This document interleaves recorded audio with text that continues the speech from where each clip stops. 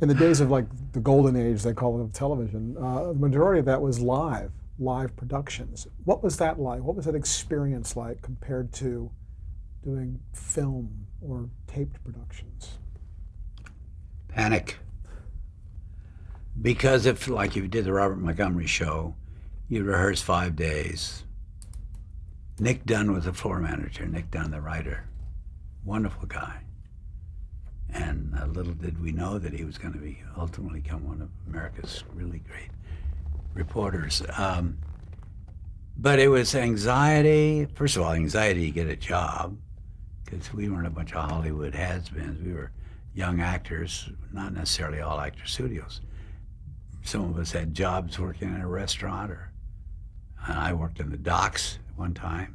Was a busboy in between jobs. So there was anxiety, but anxiety kind of created an adrenaline. And you were young, so it had an energy. And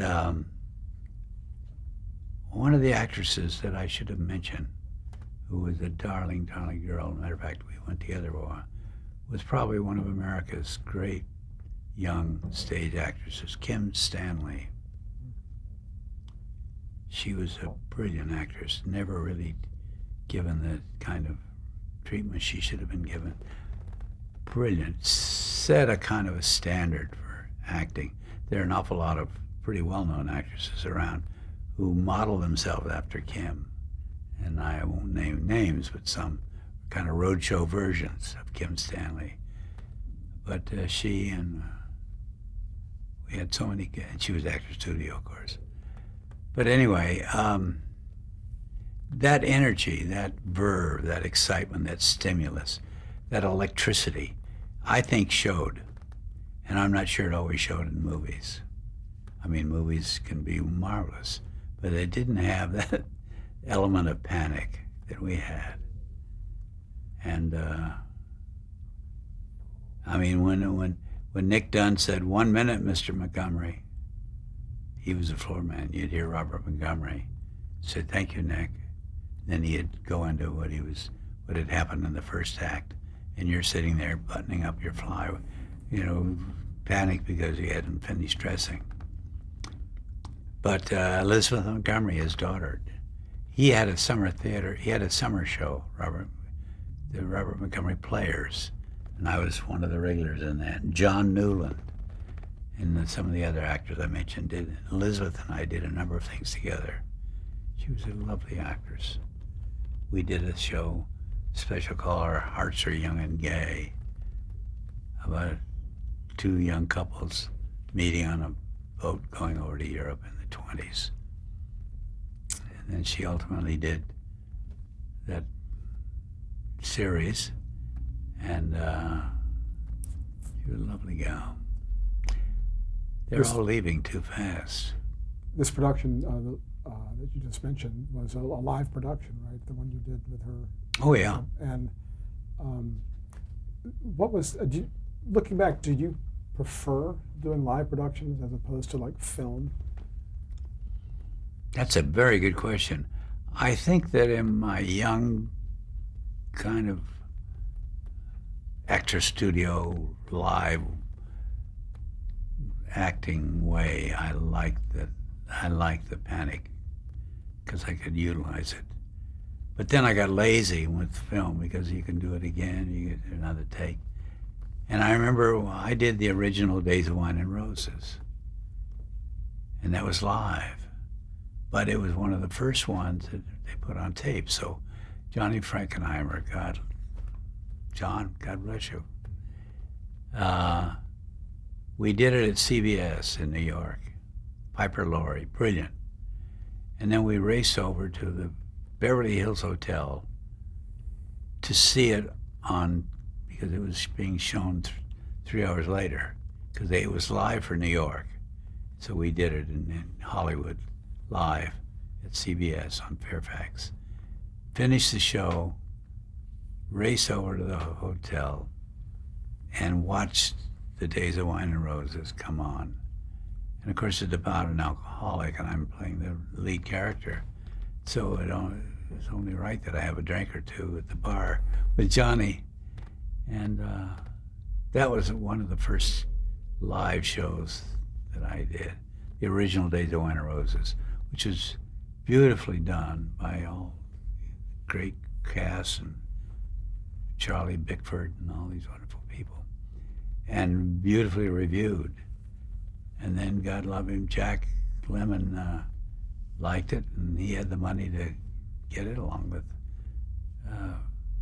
Is that how that happened? I mean, I was going to ask you how you. I don't know. How did you I feel know when, that, because it was such an acclaimed production. It was Yes, sort of it almost was. like a landmark. well, Jack was very sweet about it. Later on, he said, "You son of a," he said, "You know, I could have won an Academy Award with that movie if you hadn't have done that show." It was awfully nice of him. I felt like saying, "Hey, that's tough, baby, but you got the big bucks." And he did a very good job too. But I think there was a case where it being live gave it an extra electricity, extra volts. Did you feel like when Jack Lemmon was cast in the movie version, did you feel like you owned that part? Was there a part of you that thought, you know? Well, I was disappointed, naturally, but I didn't feel I owned any part. I mean, I had done the original Tennessee Williams play, Orpheus Descending, and then Marlon Brando played the movie role. Well, I certainly didn't feel I owned it, although Maureen and I had gotten wonderful reviews. And then he did the movie, and by his own admission, he felt that he didn't do a good job. I mean, by his standards, wonderful actor. But no, you never felt you owned it, but you felt like it would have been nice. What was the basic storyline of Days of Wine and Roses? Two star-crossed people, a young couple, who are in love, and he is under pressure. They're living in New York. Finally finds that taking a little bit of a nip now and then kind of got him over the hump. And that nip became more and more frequent, and he became an alcoholic. And she, in an effort to be with him, would drink with him, and ultimately she became an alcoholic. And he kind of pulled himself out before she did. I was very honored because it was taken by AAA, our CBS film television, and it was used for years in their program. So when you can do something that has an impact on the public or on individuals, that's very reassuring that maybe you're in the right business. It doesn't happen often. I mean, how many times you do things that are... I can tell you right now in this naked film, I've never really been satisfied with anything that I've ever done on film or live. It's a degree of dissatisfaction. I always feel like I could have done it better. We'd had more time, or circumstances were different. No, I've never walked away. I think I'm mature enough to recognize now that maybe I've done as well as I could do under the circumstances, but there's that little voice underneath saying, you can do better. And sometimes when you see somebody do a role, you hear that little voice saying, you could do better. Did you tend to watch your performances, or did you? No, I don't like. I'm very discomforted. As a matter of fact, I was just in San Diego for the Academy Awards. They wanted me there because the hometown La Jolla boy and the only actor from there that ever won an Academy Award. And they said, can't you be here instead of up in L.A.? And I said, sure. They flew me out. I mean, the price was right. They were very kind, and one of the nice people there was running this historic film, had gotten some of my tapes. She started to roll Picnic, and I'm looking at Bill Holden, God love him. This is, my introduction to Hollywood. And I'm looking at Bill and thinking, boy, he was a wonderful guy. We became fast friends. And there were early scenes, and as soon as I came on, I said, no, I don't enjoy seeing myself. I mean, I will look, uh, particularly when I'm directing myself. I'm very critical, and I'll look very carefully. And I find that I can, as a matter of fact, the critic of the L.A. Times, the New York Times, why can't I think of his name right now when I want to? He said one of the nicest things to me when I did the movie J.W. Coop. I was writer and director and star, and afterwards he saw it, and he said to me, and he wasn't kidding. He said, "You should direct yourself in all your films." And coming from him as this great critic, I was overwhelmed by that. But that was one of the first times that I began to say, yes, you can trust your gut. When you were working on Days of Wine and Roses, did you meet with the author, J.P. Miller? Sure, J.P. Miller. We became very good friends, fast friends. And he passed on here a few years ago. Last time I saw him, you remember that. It was one of the highlights of his career. Who were your co-stars in that? Who were your co-stars in the television production, Days of Wine and Roses? Well, Piper Laurie, Right. Charles Bickford. Okay. That was pretty much it. It was the father-in-law, Charles Bickford, Piper, Lawrence, which is his name. He played one of the members of the Alcoholics. Have you got some names there you can give me? No, I think you I got covered the main ones. How about your character, Joe Clay? How would you describe that character? Well, as I indicated before, star-crossed. There was a poetic heart there in a less than poetic environment, reaching out, trying to be tough, and not tough enough to handle it. At the time that you actually did the production, did it feel like the type of production that was going to be a special one that would have an impact? Or was it like just one of another series? No.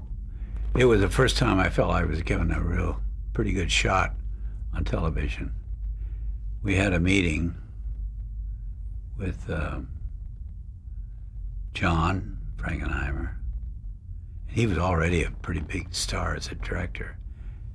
And although I'd worked with some fine TV directors, I hadn't worked with anybody of that luster.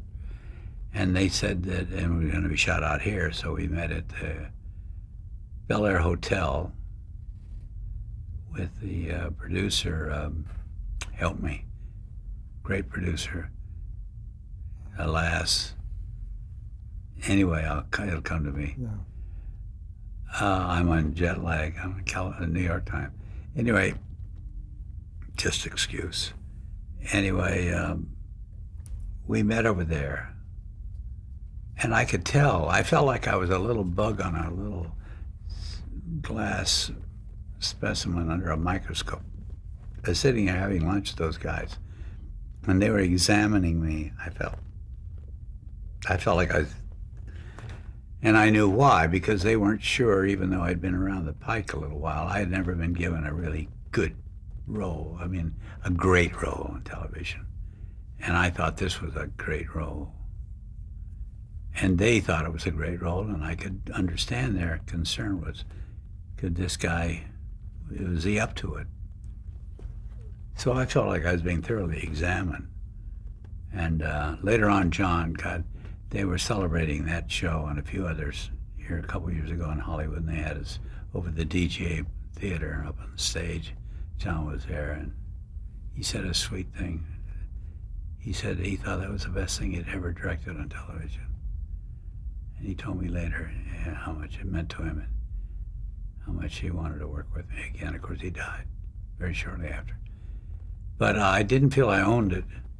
But I felt that St. Genesis, the patron saint of actors, was giving me a little shot, giving me a chance. So that was a shot. And when after we looked at it, we said, hey, and that was the beginning of some better roles. More Playhouse 90s and more recognition. What was the process with John Frankenheimer? How did you work with him? What was the technique? He would assault you when you arrived in the morning at rehearsal. Now, Cliff, in that scene where you pick up all the plants and you're throwing that, and I would say, John, it's now 9:30. It's going to take me 5 minutes to go over and have 1 cup of solid black coffee. And I've got to get the brain cells focused. And we'll talk about that scene. But John, give me 5 minutes. So it was constantly keeping him. He was so fervent. And of course his work reflected that. He was a great guy. He never lost his. I was thinking about that last night. Sidney Lumet, with whom I never worked.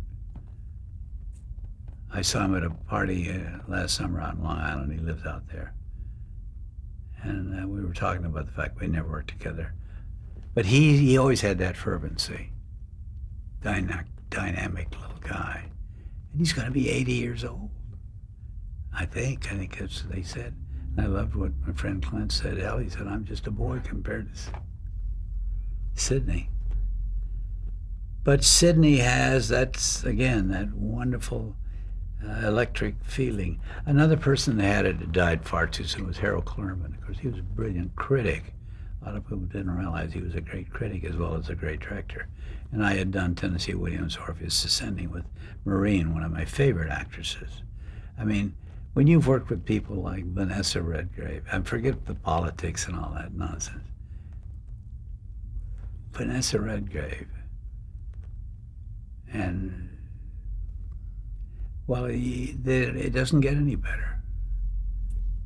What was it? Was there what was the scene like? I mean, it almost seemed like a huge repertory company in a way, with the different productions, and some of the actors would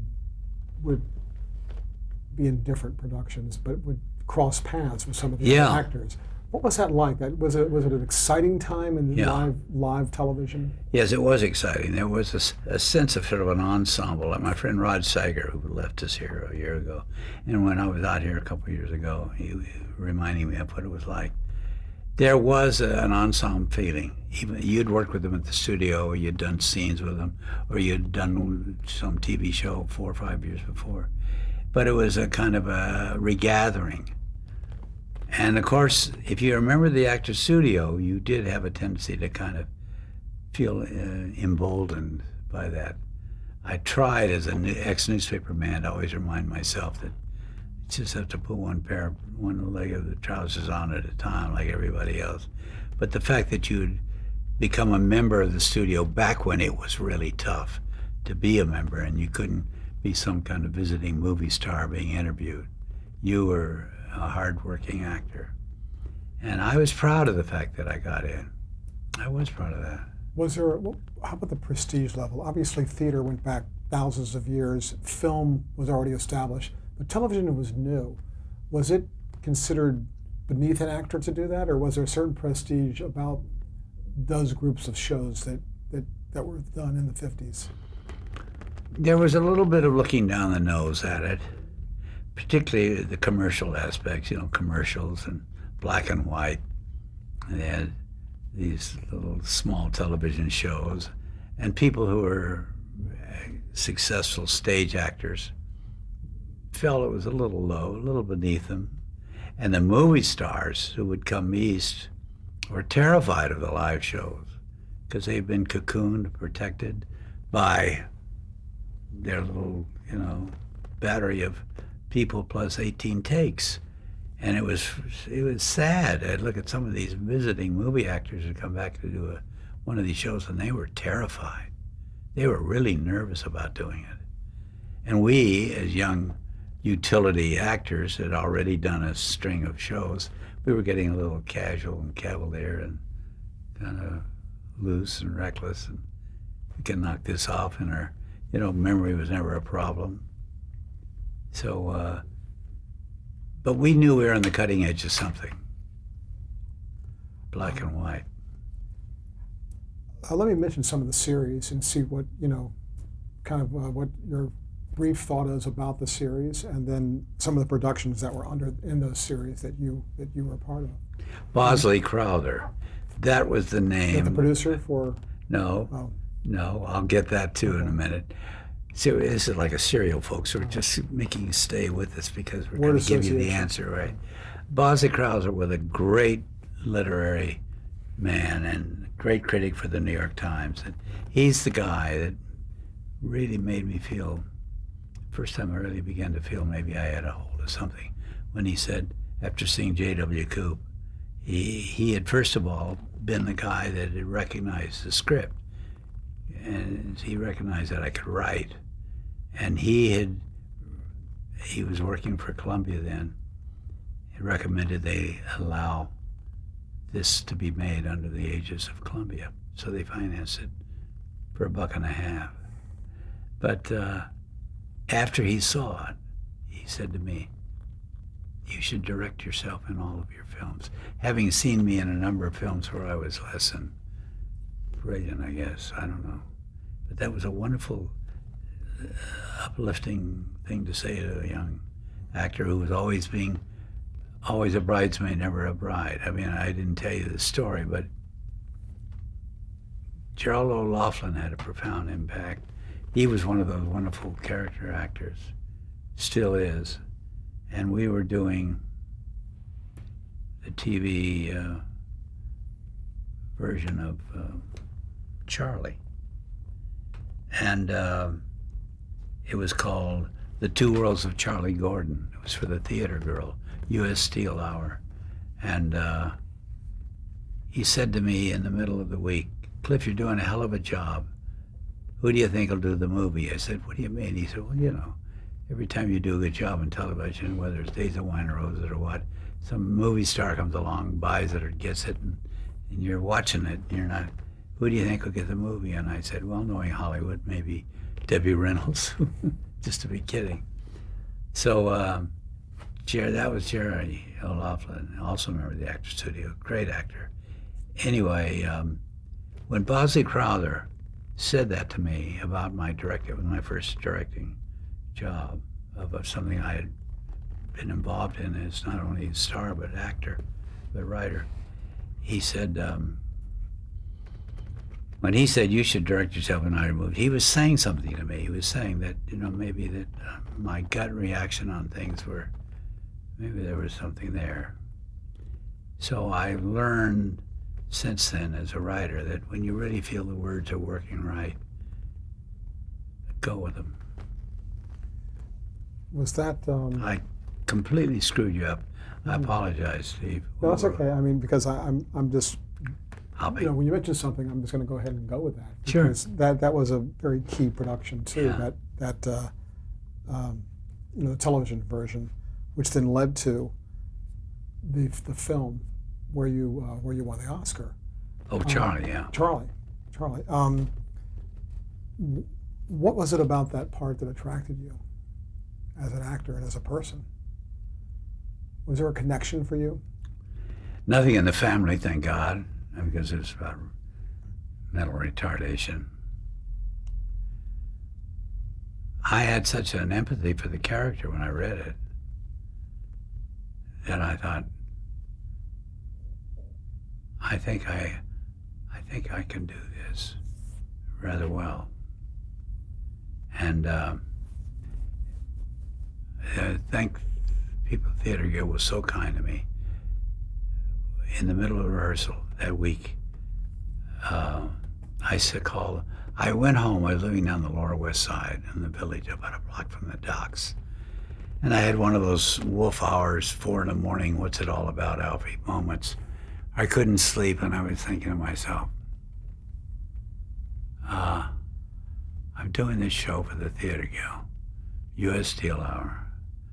It's going very well. And as Gerald said, who do you think will do the movie? And maybe it's time to take a page out of my hammer and go to the mountain. So the next day I called the Theater Guild, those wonderful people. I said, any chance to buy the rights to do the movie? And they came back to me and they said, I'd done other things for them, and they said, we're so happy with the work you've done. We're going to let you have any film rights. I guess they didn't think it would ever be done. So they gave me the film rights, which I secured, of course, legally. And I have them to this day. But anyway, subsequently we had it, made a new movie. And that was a struggle. Now I'll tell you a little story about that. It might be of interest. There was a wonderful guy named Selig Seligman, who was a producer for ABC. He had done a TV series called Rat Patrol or something like that. And I'll go back a page before that. I've done the television show, The Two Worlds of Charlie Gordon. And he got wonderful rave reviews. Now I figure, well, I'll make a movie. Good luck. Years went by, maybe 4 or 5. And I'm making movies and doing television shows, but I want to do this movie, Charlie. And a cousin of mine, Carol Hall, who's a brilliant songwriter, she wrote all the lyrics for Greatest Little Whorehouse in Texas. And she had a roommate. She'd gone to Sarah Lawrence back east, and her roommate was her ex-roommate. Ultimately married this writer.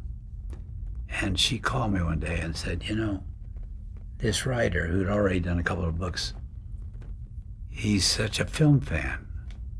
He would love to meet you.